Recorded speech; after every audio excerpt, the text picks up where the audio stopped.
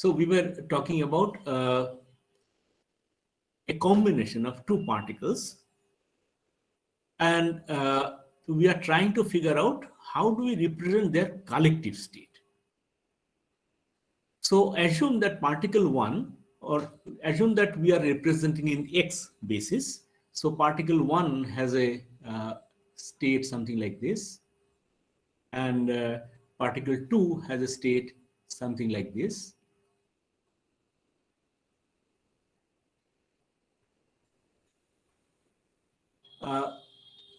Then how do we represent their collective status? These, as I would repeat, that these assume that these could be in P basis, this could be in energy basis, all that possibilities are there. We are just representing them in the coordinate, the position basis. So if you now observe the state of the system, you will get two numbers, the position of particle 1 and the position of particle 2. And that we will represent as a direct product of these two kets, X1 ket direct product with X2 ket. So this will be the status of the composite system. This is the state of the composite system.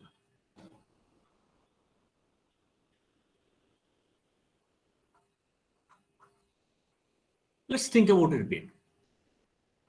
Suppose the way we have done the assignment, we divided the X coordinate into a few chunks, and accordingly the X could have specific values. Assume that we have divided the X coordinate into 10 such chunks. So X can have X, or the first particle can have 10 possible values.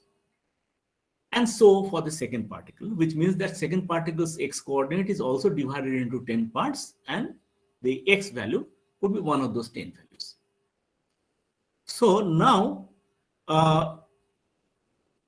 the Hilbert space of the first particle was then 10-dimensional.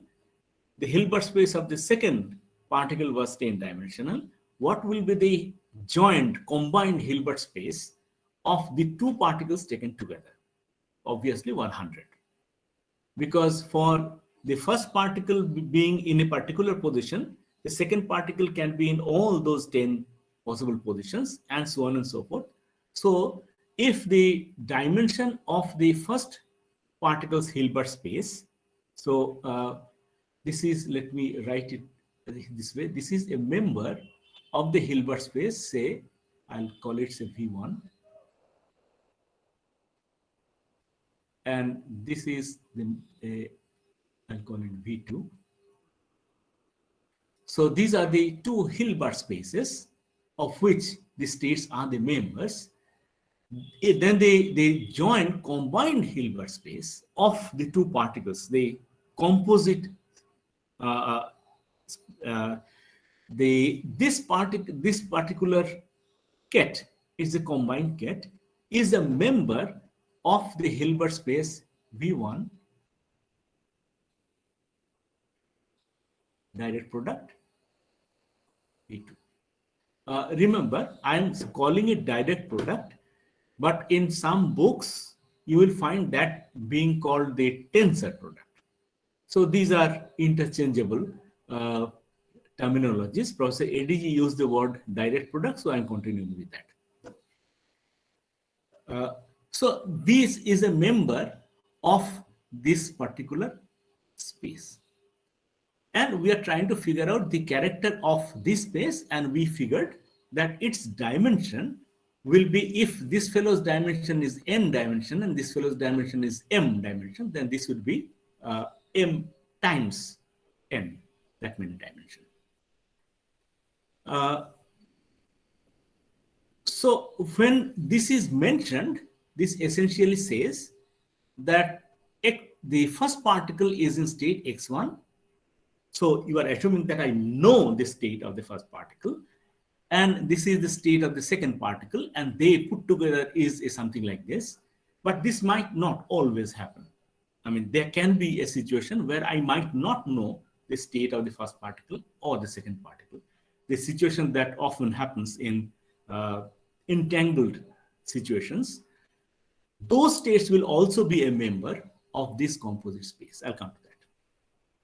The first things first, this direct product operation is actually a linear operation. So in the sense that if I have x1 with a probability of observation root over probability of observation alpha square, and it is actually the first particle is actually in a composite, is in a linear superposition of two possibilities, x1 and x2. So sorry, not x2. x2 will be belonging to the second particle. I'll call it x1 dashed. So this is the state of the first particle, and the second particle state is, say, beta times x2. Then this can be written as, because of the linearity, alpha beta, that will be the that will give the probability of finding it is in the x1 x2 state. So the probability of finding the first particle in state x1 and the second particle in state x2 is alpha square beta square, plus alpha prime beta. This will be x1 prime direct product x2. So in that sense, this direct product is a linear operation. Okay.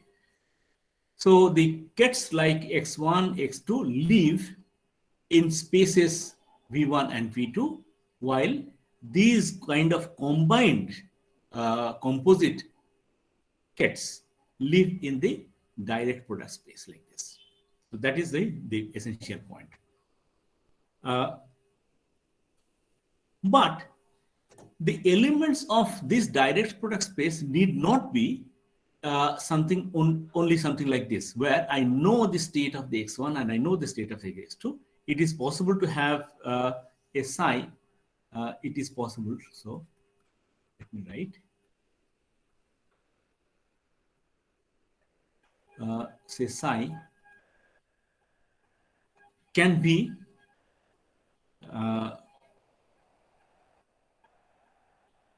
x1 dashed, x2, and plus x1 double dashed, x2 double dashed, which means that I do not know whether the first particle is in this state or in this state. I do not know whether the second particle in this state or in this state. And this is sort of a linear combination of the possibilities, and it is possible to have a state like that. And that is exactly what the entangled states are, which we have already learned. And I'll go into a bit details of that. All I'm trying to mean at the present time is that this direct product space contains this kind of vectors as well as this kind of vectors. So it is a more general stuff. How do we define inner products in this space? So inner product of two vectors.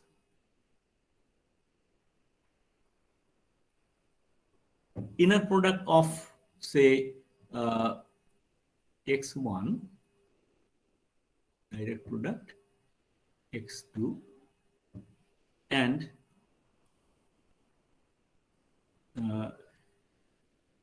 x1 prime direct product x2 prime.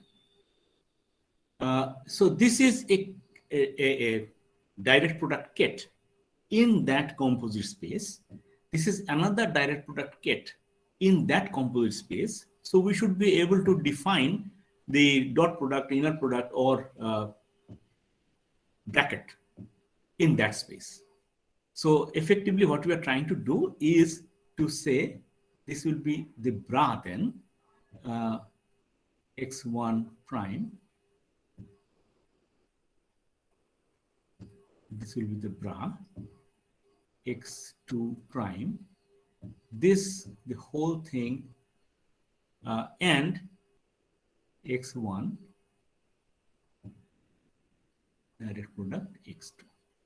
How do I do this?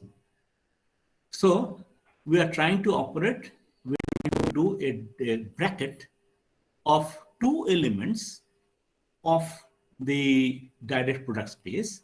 Now notice that this one is belonging to the first Hilbert space, and it does not know about the existence of the second Hilbert space. Therefore, it can do nothing with this one. Similarly, this one belongs to the second Hilbert space. It can do nothing with this one. Obviously, then this one will operate only with this one, and this one will have something to do only with this one. So effectively, what will happen is it will be x1 prime, x1, and x2 prime, x2, x2 prime, x2. So, and then this is something that we know, that this is nothing but delta x1 minus x1 prime, or first x equal to x1 prime. So I'll write it correctly. x1 prime minus x1 and delta x2 prime minus x2. So this is how we do a direct product. This is how we do a overlap or a bracket of two elements from the direct product space. Okay, this is not very difficult thing to do. So this is how elements of the direct product space behave. First, the elements, they can be added linearly, and when combined two such linear things, they also combine linearly. Linearity is preserved. And secondly, the inner product is done this way, just by remembering that the first one operates with the first one, second one combines with the second one, and that's it. It's not very difficult to understand. Now, we also need to figure out how do operators behave in this composite space. So operators, that's important. Operators, how would they behave? Operators, what will an operator do? For example, in the first Hilbert space, we can have the position operator, the momentum operator, the Hamiltonian operator, all these operators can be there. And the operator of the first Hilbert space will only affect a vector from the first Hilbert space. It can do nothing to a vector in the second Hilbert space, and so on and so forth. So suppose I have the position operator, say x1. This one is a position operator of, I'll better. This belongs to the first particle, and where I have to designate which space it belongs to, I'll put a bracket here. So this denotation means that it is the x operator of the first particle belonging to only the first Hilbert space. Now, what will it do? If it operates on x1, it will simply multiply. This is how your operation of the position operator works, just multiplication by the position. Now, this is an operator only of the first Hilbert space. Now, if I have that operator operating on an element of the combined space, the direct product space, how will it look? Then it will look like x1, but now I have to designate as the direct product space, so I'll designate it like that. This means that it is an operator belonging to the direct product space. What will it do? It will operate on an element of the direct product space, which is x1 inner product x2, right? So this operator operating on an element of that direct product space, what will it do? What it will do is this one will operate only on this one, but this fellow doesn't know because it is belonging to the first Hilbert space. It doesn't know, it doesn't change the x2 at all. So what will happen is this one, x1, when it operates on the x1, when this operator hits x1, it gives just x1 times this one. The x1 is the just multiplication, and just operation with x2. That's it. So what has happened is that this operator was actually belonging to the first Hilbert space. It actually operated on elements of the first Hilbert space. But when you try to generate an equivalent operator in the combined space, all that it does is that it affects the first one and does not do anything with the second one. And therefore, you can see that this becomes x1, 1, 2. This is nothing but your x1, whatever it was, this one.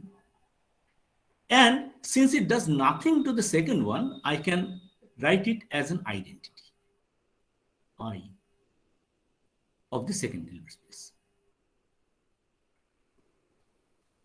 So if I have some operator in the first Hilbert space, and if I want to produce some operator in the combined space, all I have to do is to do this operation. That means it is a direct product with the identity operator. That's all.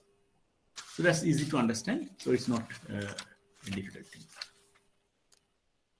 Now you have a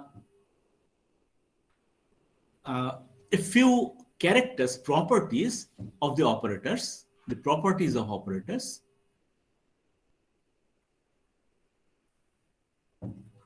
Of operators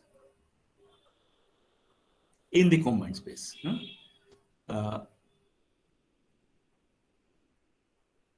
Firstly, an operator in the first Hilbert space will obviously commute with an operator in the second Hilbert space because there is no link between them.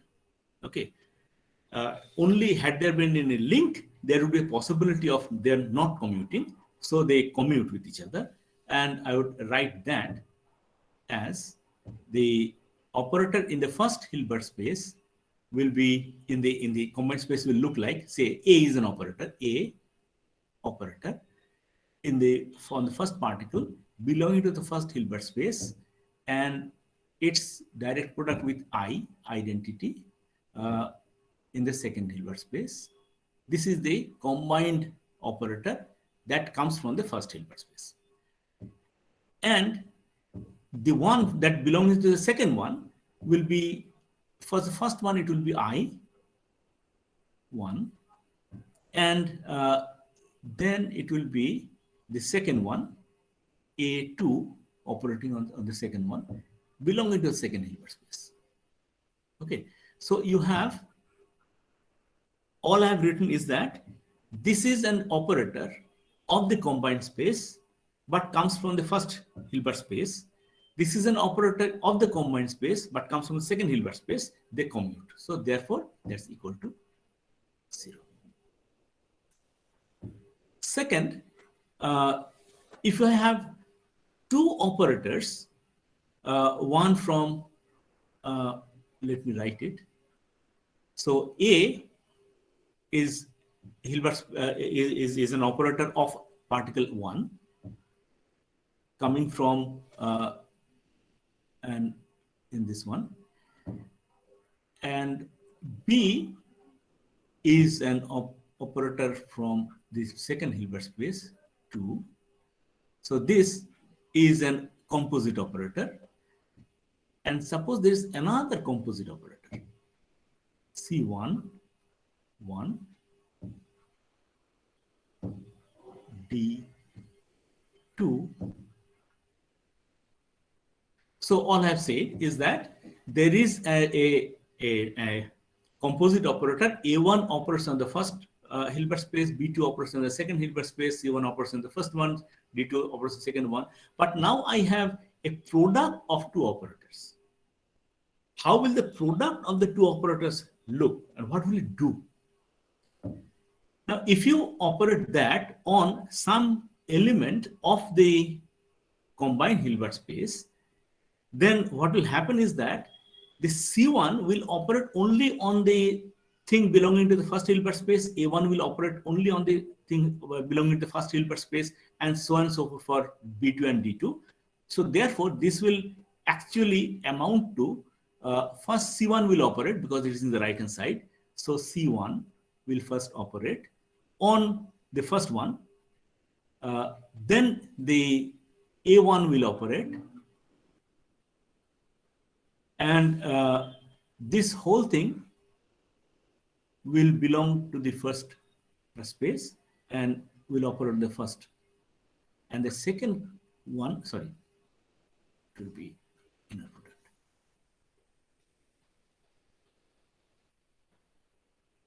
It will be B, D, for the same reason. D will act first and then B.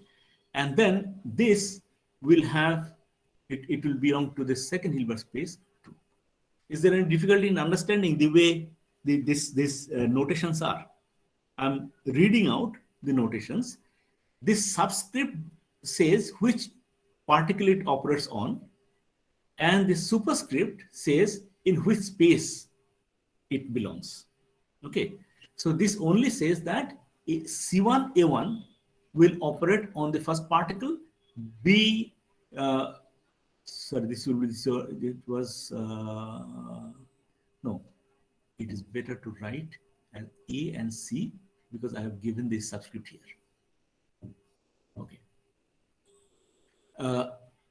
Because I have given the subscript here, it essentially means that A and C operate on the first particle. So these are two of the properties, and the third property we need to possibly remember, that is, what if I have a square of such a operator? For example, suppose I have defined an operator A, which is operating on coming from the first particle, but I have defined it in a way which is belonging to the combined space. That means it can operate on the combined space. And I have another operator which is a operator on particle 2, but I have defined in a way which can operate on the combined space. Now, what will happen if I take a square of that? So what will happen is that this one is actually A1 O times, as Professor ADG was saying, O times means the direct product, I in the second space.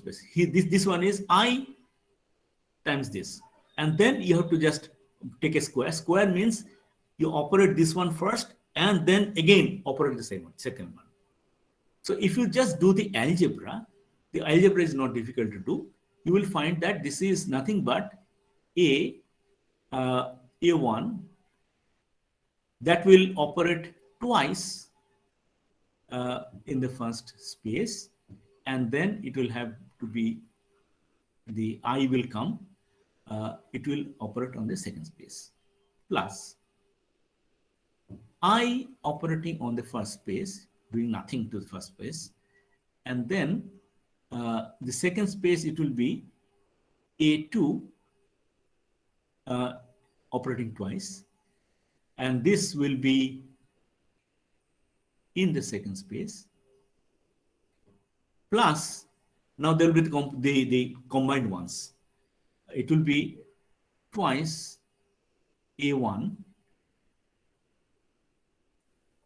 in the first space, direct product A2 operating in the second space. So this is how, operators operating in the combined space operate. So we need to get a bit used to this, but it's not very difficult thing to understand, because all we are doing is to say that the first operator operating the operators that work on the first space work only on the first space and the other one. But when we combine them, you have to just keep that in mind and operate properly. That's all. Uh, Let us now try to work out how the operators, as you know, are matrices, how the matrix elements will look. So the matrix representations.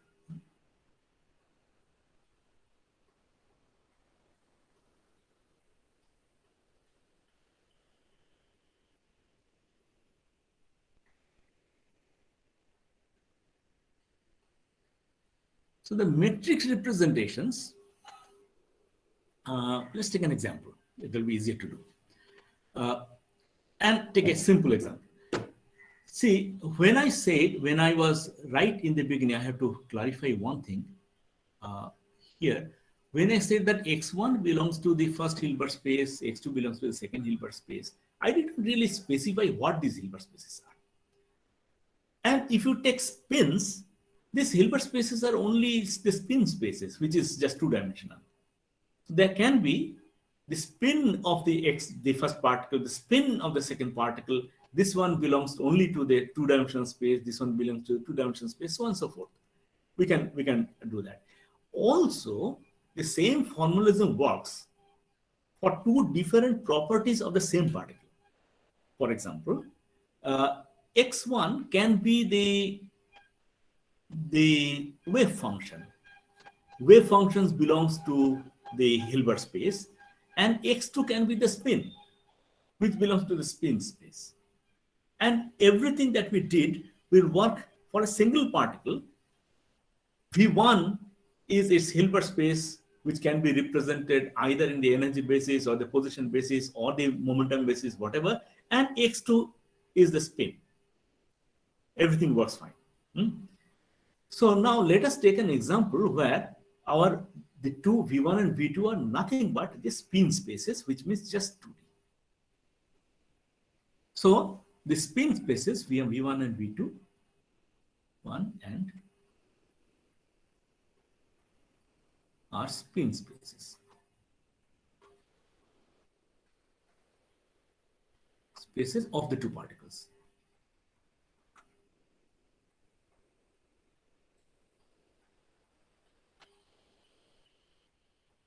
So in the V1, what are the basis vectors? We already have learned that in V1, the basis vectors are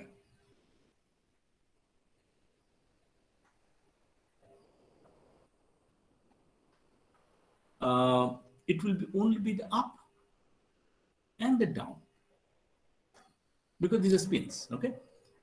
And similarly in V2, so similarly in V2.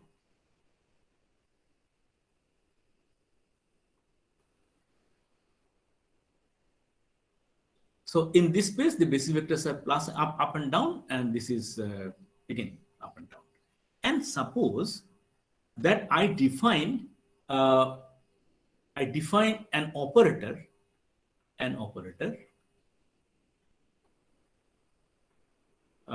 in the first Hilbert space in V1 be sigma 1. Let's consider a generic operator, simply A, B, C, D.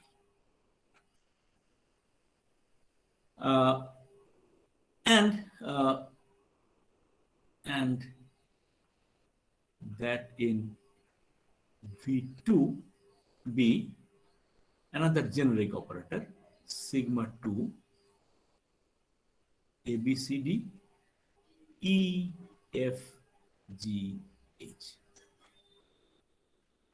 Question now is, how will the operator in the composite space, the direct product space, look? How will sigma 1 look in the direct product space? So effectively we are asking that how does, so these are operators. how does sigma 1 operator look in the direct product space? This operator operating in the direct product space. By the way, so in order to figure that out, okay, this is easy to figure out, because all that will happen is that this one will operate only on the vectors coming from the first Hilbert space, and for the second Hilbert space it will be only a identity. So it is nothing but sigma 1, which we have already defined, direct product with I of the second Hilbert space. And similarly, sigma 2, when expressed as an operator in the combined space, then this will be I first for the first Hilbert space, and the second one, this one. It will be in 2. Yeah. Now, in this combined space, what are the basis vectors? This is something that we have learned earlier. The basis vectors will be up, direct product, down, which we had earlier called up, down, comma. Let us start with up.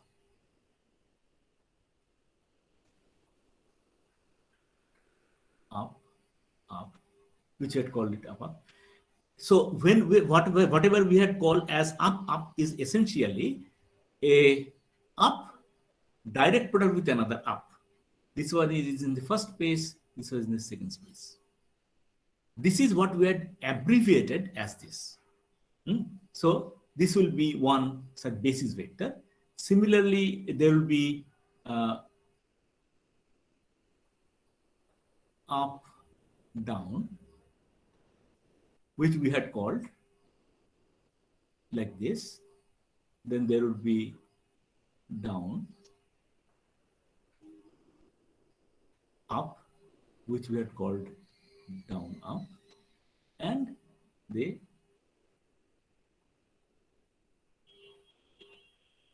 we had called down, down. So notice that in the combined space, in the direct product space, these are the basis vectors. And now our task is to figure out what will be the elements of these. These are the matrices then.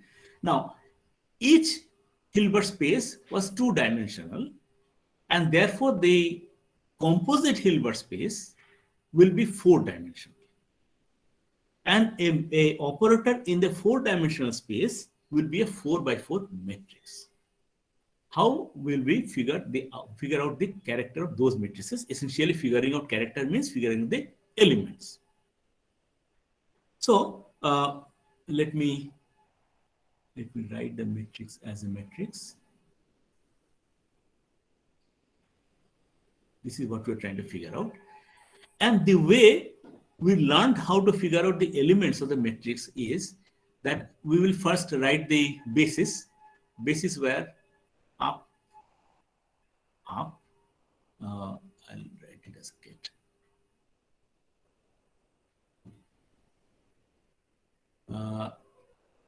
Up, down, down, up, down, down. Here also it is up, up, up, down, down, up, down, down. So the first element here will be the operator sandwiched between these two. Okay, so the first element will be up, up, then this, it is sigma 1, 1, 2, and again up, up. This is how we learned to figure out what the matrix elements are. So this is the matrix. Now, when this one operates on the up, we know that this comes only from the first Hilbert space and does nothing to the second Hilbert space like this. And therefore, it will actually affect the first one and will do nothing to the second one, and so on and so forth. So this will be effectively, if I break up and write, I'll write down there so that I can spare space. If I break up, this one was like this, so it will be up bra direct product up, sorry, this will be a bra. This at the left, sigma 1 direct product 2, this is the space, and then it will be up get direct product up get. This is what actually it is. Now it is clear that this one is belonging to the first one. I will write the subscript, then it will be easier to understand. This is the first 1 and 2, this is 1 and 2. First one, this one, and this one. So effectively, it will become up sigma 1 of the first Hilbert space up. And it will be the up, this one, and I of 2 up. Now I operating on this gives the same one. Up and up gives 1. So this thing is actually 1, and this thing is the first element. This is the first element of the sigma 1 matrix, which was A. So this is actually A. So this is A into 1 is equal to A. So we have figured out that this element will be A of the combined space. In a similar vein, we can work out the others. For example, the second one will be up and up down. The second one, up and up down. This one we are trying to calculate. Then it will be in exactly the same way. Up. I'm just writing a bit faster. Sigma 1. It will be 1, 2. And now it will be up down. Sorry.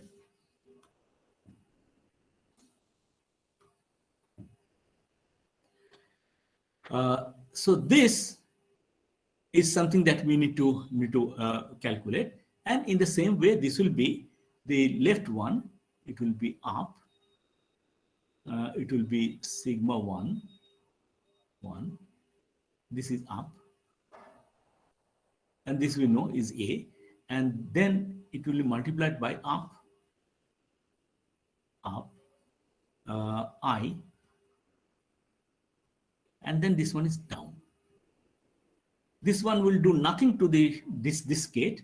So up and down, their bracket will be give 0, and therefore the whole thing is 0, whatever it is. So this item is 0, and so on and so forth.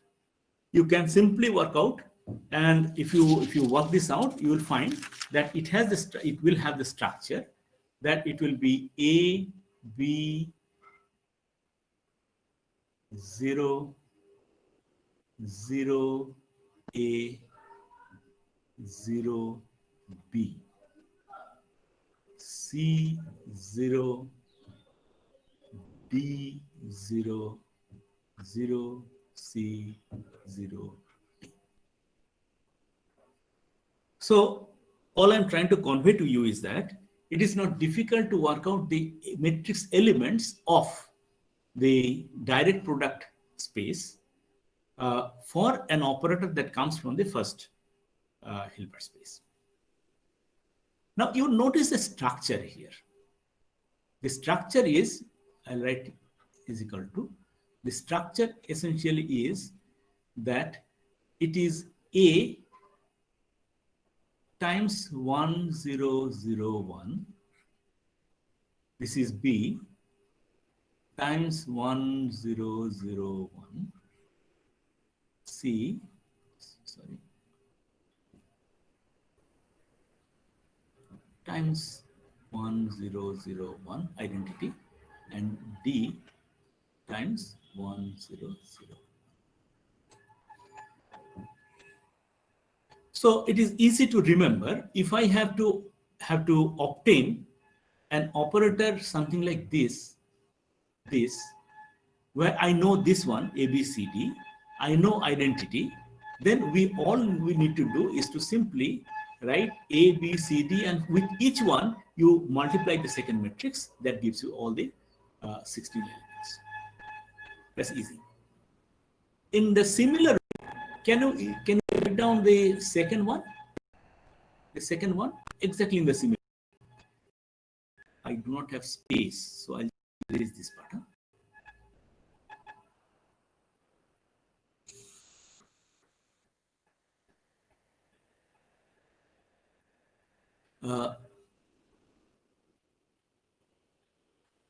So this was actually, I'll write, sorry.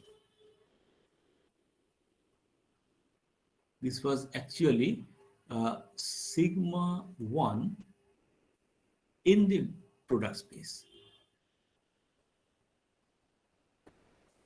Now I want to write sigma 2 in the product space. How would I do? It is first the identity and then this matrix. This matrix was earlier written as EFGH. Okay. So this will be uh, 1 coming from the and 1 0 0 1. With this I will multiply the EFGH matrix, EFGH matrix, EFGH matrix in the same way, EFGH. So this becomes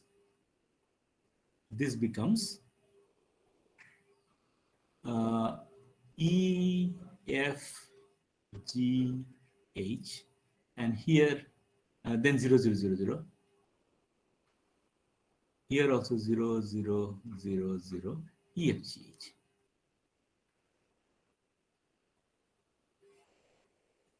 So you see, it is easy to construct these matrices. So this one is this one is that. We can easily construct, and if we can construct this, we can also construct a product matrix. What is then sigma 1 times sigma 2, or sigma 1 direct product sigma 2? It is nothing but just the multiplication of the two matrices. So if you then multiply the two matrices, you will get, I don't have space here, let me erase something up there.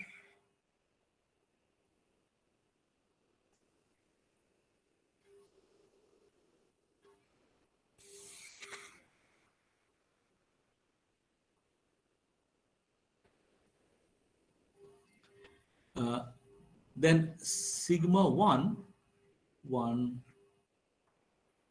product 2 is times sigma 2 1. So in the composite space, these two operators, when you take a product of that, it will essentially be the product of the two matrices. It is AE, AF, BE, BF, AG, AH, BG, BH, CE, CF, DE, DF, and you can see the pattern. All that you have to do, A times EFGH, B times EFGH, and so on and so forth. It is actually easy to multiply these matrices.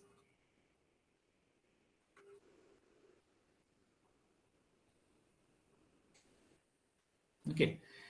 So, and you can, as I said, you can do it this way. That simply write A, then the matrix, B, then the second matrix, C, then the second matrix. So whichever comes first is written that way, and then the second one is multiplied. Or you can simply have two matrices, multiply them. Easy to do in MATLAB or any program like that. So you can easily multiply these matrices. It is almost time. Let me see if there is a question. Let me take the questions for the rest of the time. Any questions on this? And then the next class we'll work out one case in detail by hand, so that you get a bit more comfortable with these. And we'll see how a couple of particles with the spins combine, and what are the possible combined states that will emerge directly from this formulation.